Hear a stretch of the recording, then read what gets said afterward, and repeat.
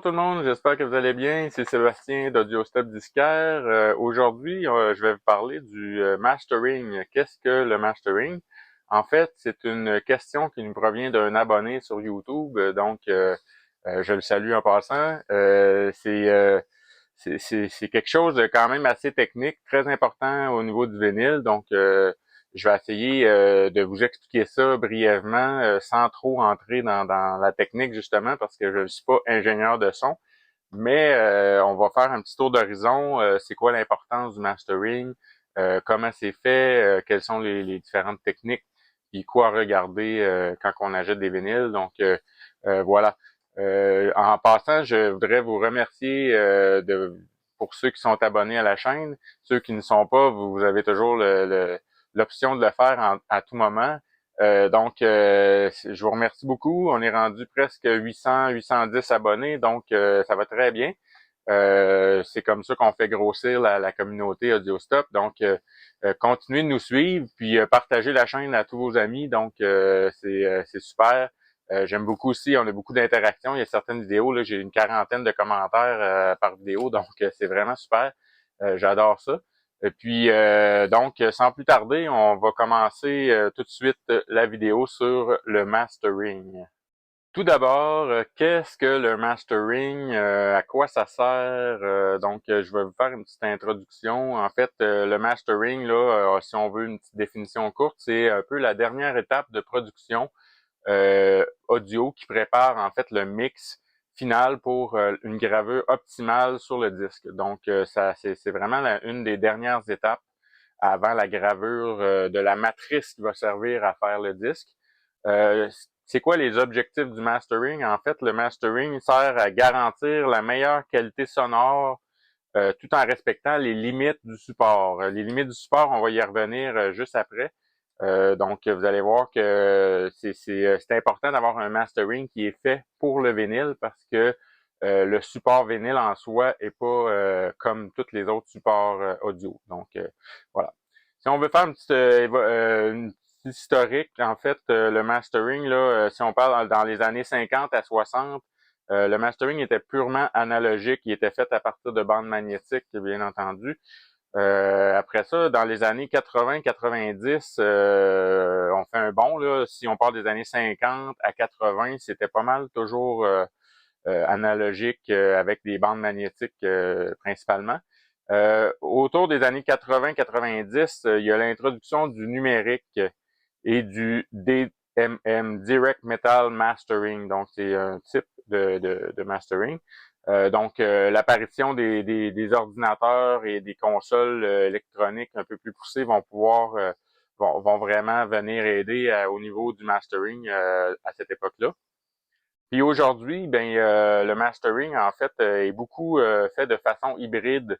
On se situe généralement entre l'analogique et le numérique parce que quelquefois, on part des bandes analogiques pour vraiment aller numériser ces bandes-là et puis faire le mix par la suite sur le numérique. On est là-dedans un peu plus. Il y a certains encore qui veulent vraiment partir des bandes analogiques, mais c'est de plus en plus rare. Voilà, ça fait un petit tour d'introduction du mastering.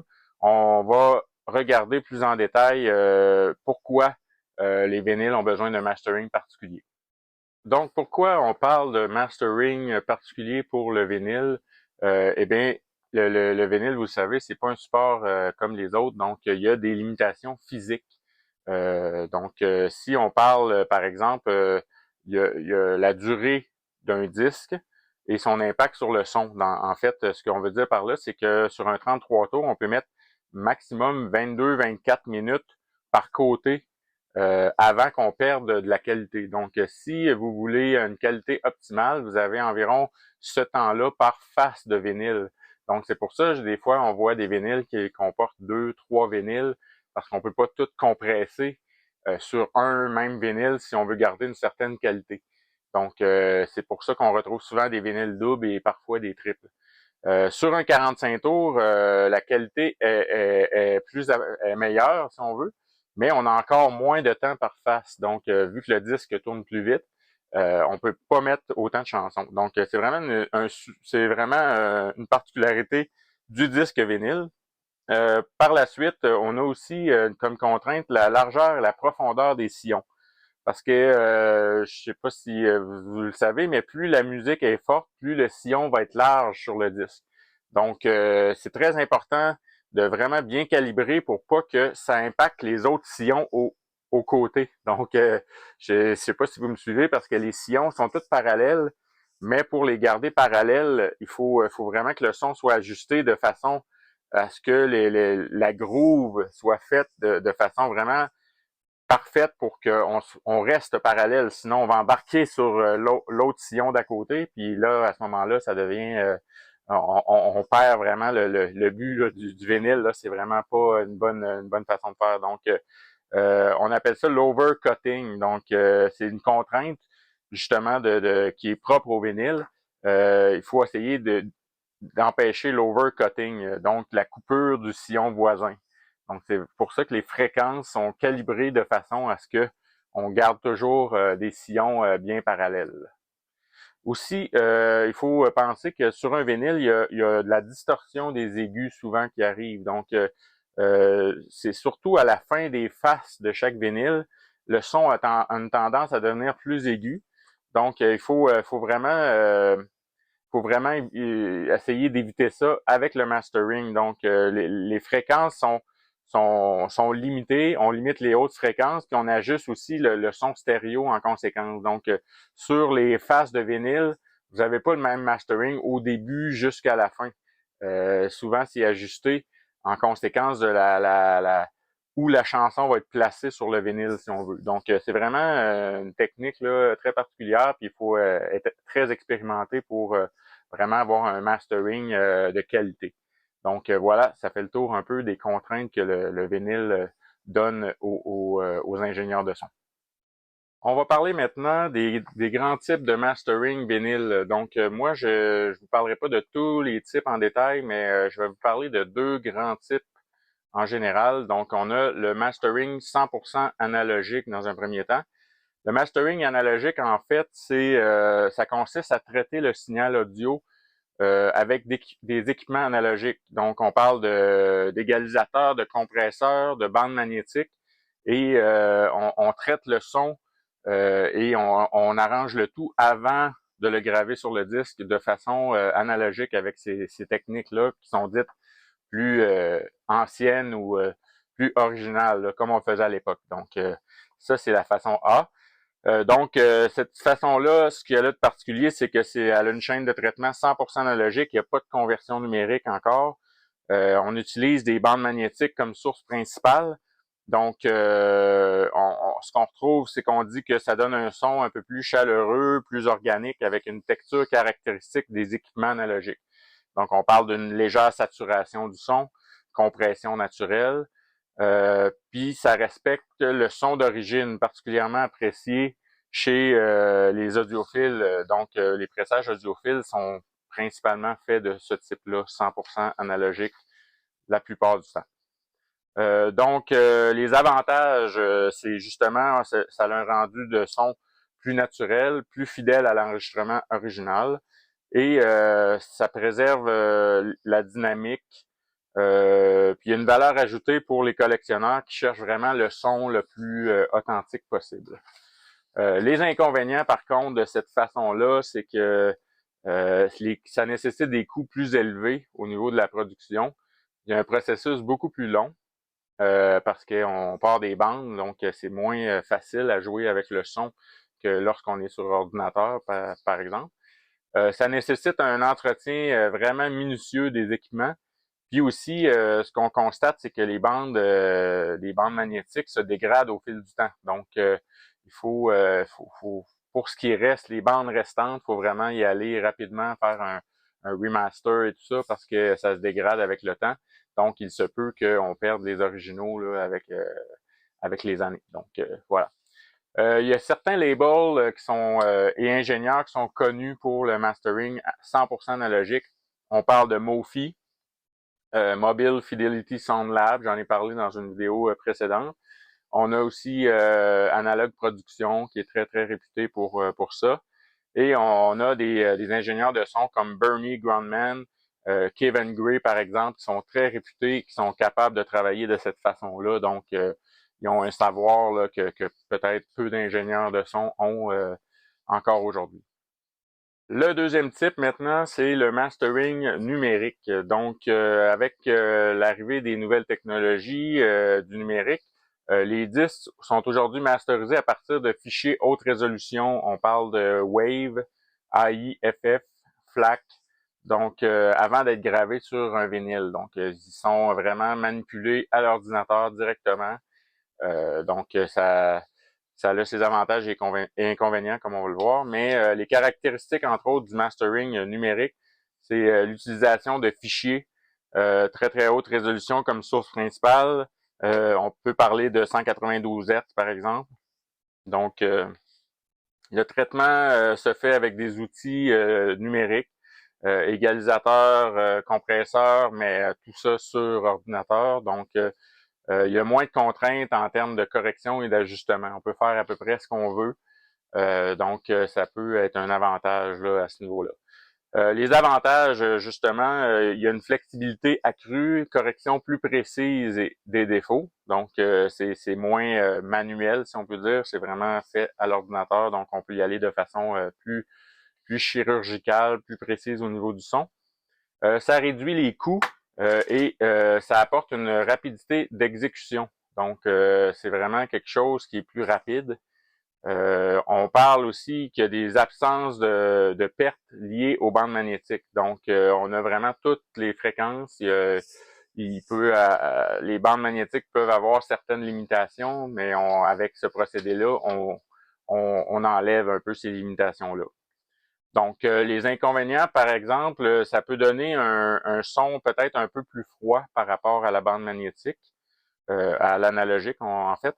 La compression excessive et la perte de dynamique si c'est pas bien réalisé. Donc, il peut y avoir une perte de son et des fois, les ingénieurs peuvent avoir tendance à compresser un peu pour pouvoir entrer le maximum de pistes sur un côté de vinyle, si on veut. Donc, ça peut être un inconvénient.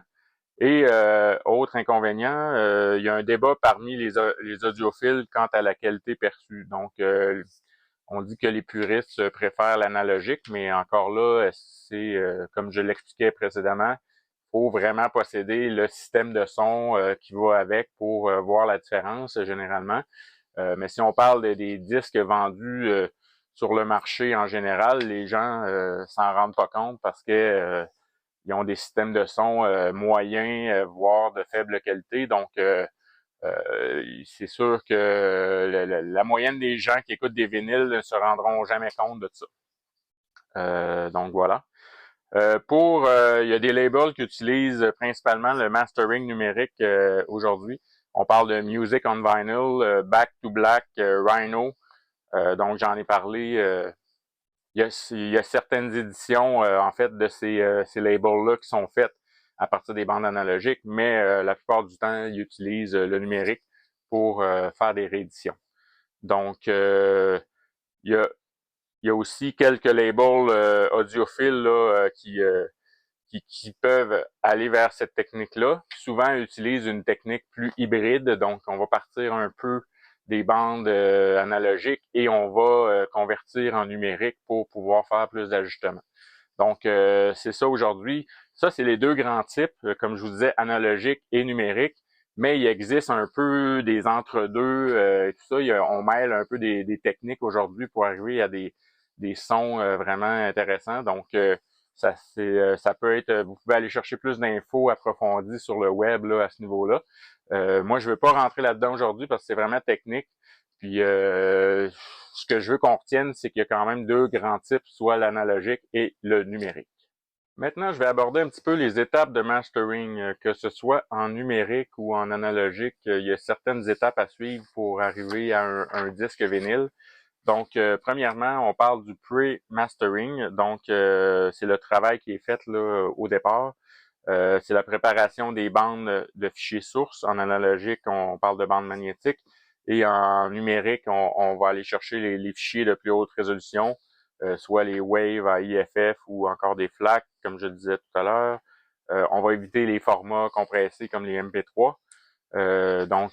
Voilà. Après ça, on va aller essayer d'aller chercher une dynamique tout en compressant un petit peu parce qu'il faut que ça rentre sur un vinyle, comme je le disais.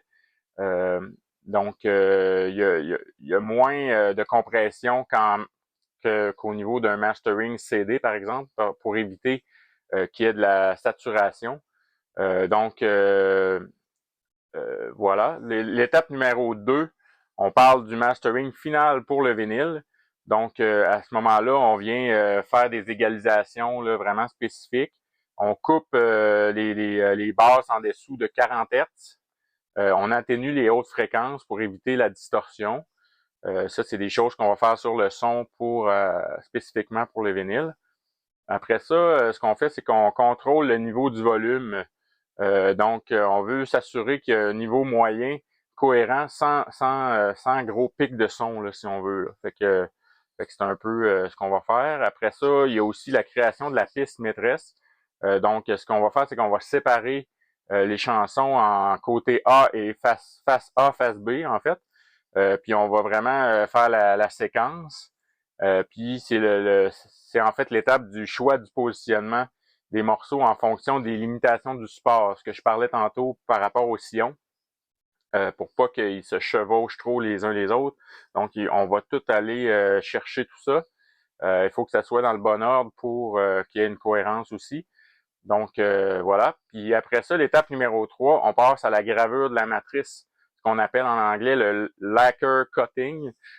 Ça, c'est l'étape justement où on va faire l'espèce de matrice qui va servir à presser le vinyle. Ça, c'est tout l'aspect technique qui suit. Mais au niveau du son, dans le fond, ça s'arrête un peu là. C'est plus l'étape 1 et 2 qui touchent le son. Au niveau du mastering, il y a quelques grands noms qui ressortent. On peut d'ailleurs voir sur le Dead Wax, la partie où il n'y a pas de sillon sur le vinyle. Souvent, il y a les initiales de l'ingénieur de son. Ça peut être une chose intéressante à aller observer. Si j'en nomme quelques-uns, par exemple, Bernie Grundman, ben on peut voir les lettres B et G quand c'est lui qui a travaillé sur la piste, là, le mastering, en fait. Bernie Grundman, c'est les initiales BG. Après ça, on parle de Kevin Gray. Kevin Gray, souvent, on voit un KG avec un A commercial et un CA. Souvent, c'est la façon dont il écrit son nom sur le Dead Wax.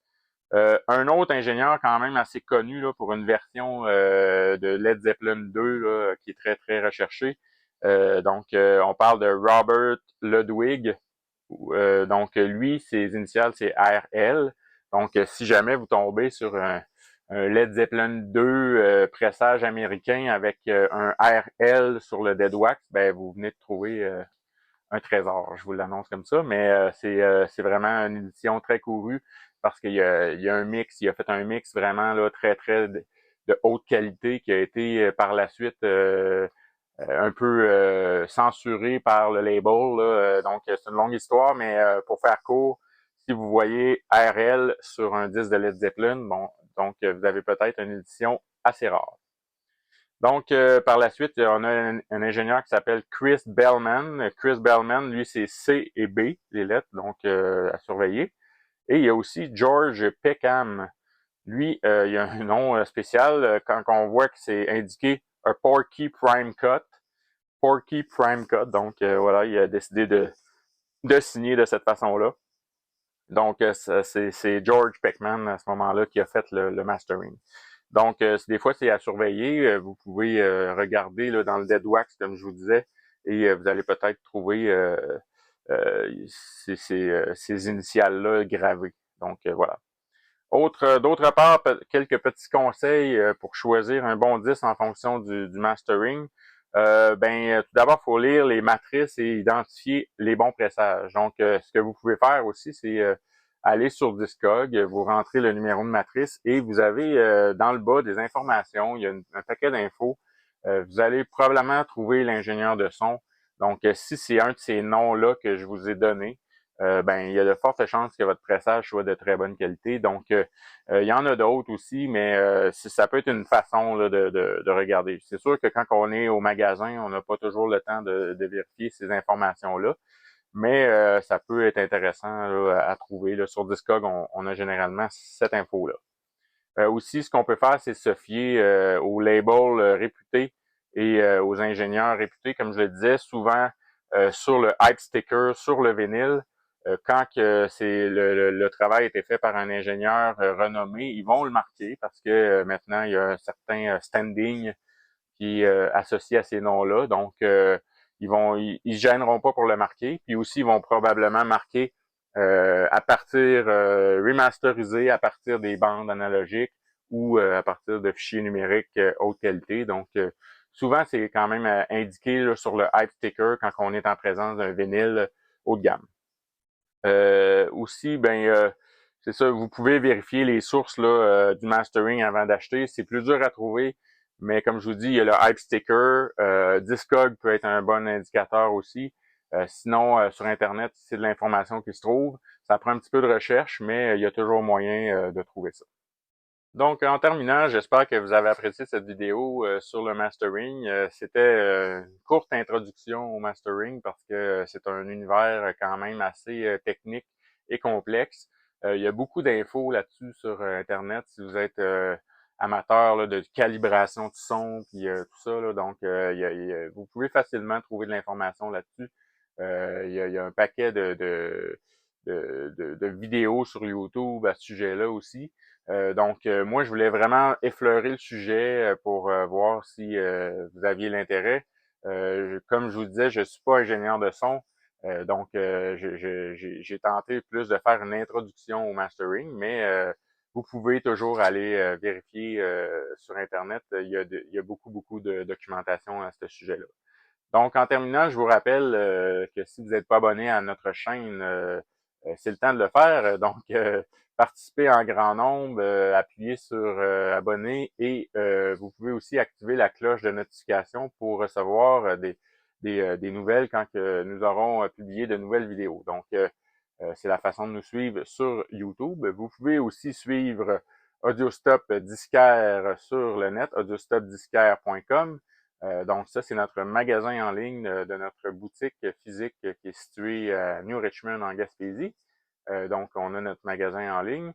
Si jamais vous êtes à l'extérieur du pays, vous êtes en France, par exemple, si vous êtes intéressé par quelques vinyles, vous pouvez m'écrire personnellement à Sébastien à commercial audiostopdisquaire.com. Donc, vous pouvez m'écrire et à ce moment-là, on prend arrangement. Voilà. Et puis aussi, vous pouvez nous suivre sur Facebook, Audiostop Disquaire et Instagram. Vous pouvez surveiller les nouveaux arrivages de la semaine en magasin et plein d'autres événements que nous avons en boutique et tout. Donc, sur ce, je vous souhaite une excellente semaine, bonne écoute et amusez-vous bien avec vos vinyles.